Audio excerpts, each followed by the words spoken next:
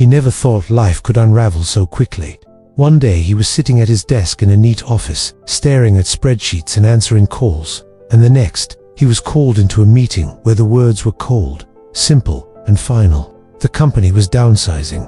His position no longer existed. In a matter of minutes, years of routine and stability were stripped away, leaving him with nothing but a thin envelope and the echo of a door closing behind him. The walk home felt endless. His feet were heavy, as though every step pressed down the weight of shame deeper into his chest. He imagined the faces of his neighbors, people who had always seen him as respectable, reliable, employed. Now, when they greeted him, would they see him as a failure? He avoided their eyes, clutching his coat tighter even though the air was warm. Days turned into weeks, and the silence of his small apartment became unbearable.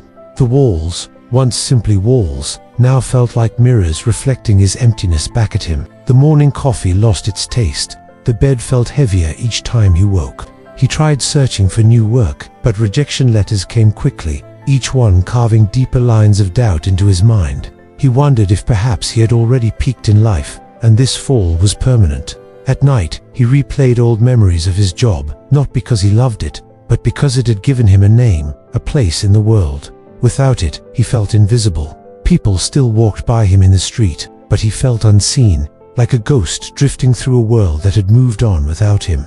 There were moments when he thought of giving up, of surrendering to the quiet despair that clawed at him. Yet, something small and stubborn kept him moving. He would sit on the park bench near his neighborhood, watching children play. Their laughter was sharp and bright against his gloom, like little sparks in the dark. Sometimes they reminded him of his own childhood, when life felt boundless, and dreams had not yet been crushed by reality. It was on one of those afternoons, sitting alone on that bench, that he first noticed an old man nearby. The man had a calm face, marked by time and wisdom, and he watched the children too, but with a softness that seemed to hold both joy and longing.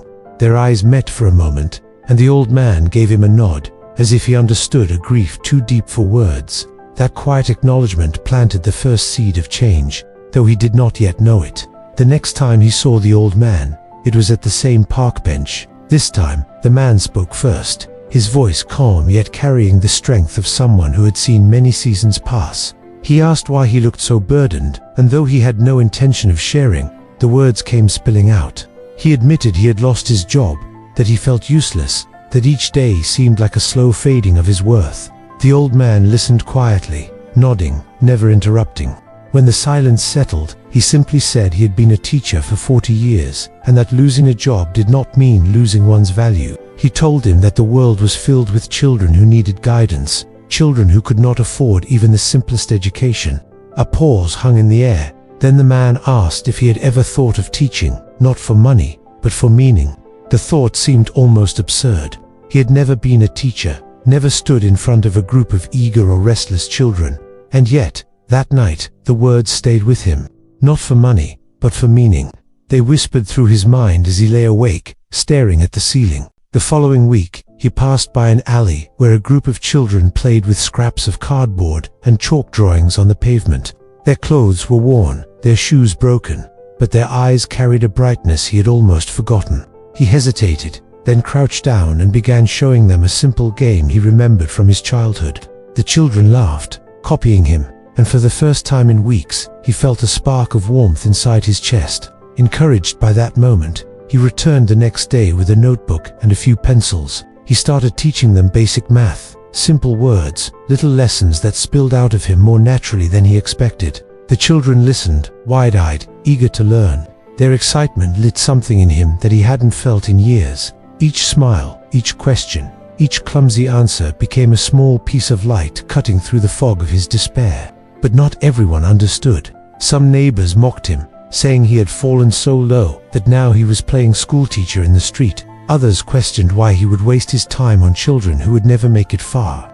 Their words stung, reopening the wounds of his self-doubt. More than once, he considered stopping, telling himself this effort was meaningless. Yet, each time he thought of quitting, the children's faces came to his mind, the way they lit up when they grasped a new idea, the way they clung to him, calling him teacher. He realized that while he had lost a job, he had found something deeper, a glimpse of purpose, and though it was fragile, it was enough to keep him going. The days turned into months, and what began as a few children in an alley slowly grew. Word spread that there was a man teaching for free, and soon, more children gathered, carrying nothing but curiosity and the hope of learning. He had no classroom, only the shade of a tree or the corner of a courtyard. But his lessons carried more weight than the walls of any school. The old teacher, who had first planted the seed, began visiting. He brought old textbooks and spare chalk, encouraging him to continue. Together, they turned the scattered gatherings into something more structured. At first, it was just small wooden boards nailed together to serve as benches, then a donated tarp for shade. Slowly, brick by brick, with help from the community, a tiny school began to take shape. It was far from perfect. The roof leaked when it rained, and sometimes there were not enough books for every child. Yet, the children came faithfully, their laughter echoing louder than the doubts of the outside world. He saw how their eyes shone when they learned to read their first words or solve a simple sum. Some walked miles barefoot each morning just for the chance to sit on those rough benches. Their determination became his own fuel, pushing him through the exhaustion and the whispers of doubt that still lingered. In those moments, he began to understand something he never could in his old office job. Work had once been about survival, about earning a salary to pay bills. But this was about planting something that would outlive him, something that mattered. Each child was a seed, carrying the potential to grow into something extraordinary, and he was there, watering them with patience, knowledge, and belief. Years later, the school stood as more than just a building. It had grown into a sanctuary where children who once had no future now dreamed of becoming doctors, teachers, and builders. The community respected him not as the man who lost his job, but as the man who gave his life to building hope. He had turned his brokenness into bricks, his despair into lessons, his loneliness into belonging.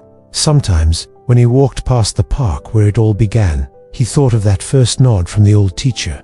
The moment someone looked at him and saw not failure, but possibility. He realized that losing his job was not the end of his story, but the necessary fall that pushed him into his true purpose. And so, the man who once saw himself as invisible became unforgettable, not because of what he earned, but because of what he gave. Sometimes, life breaks us in ways that feel unbearable, yet within those cracks lie the spaces where new light can enter. The man who lost his job found that true worth is not measured by titles or paychecks, but by the lives we touch and the hope we plant. His journey reminds us that even in our darkest falls, there can be beginnings we never expected. If this story touched you, share it with someone who may need hope today. Like, comment your thoughts, and subscribe for more stories that warm the heart and inspire the soul.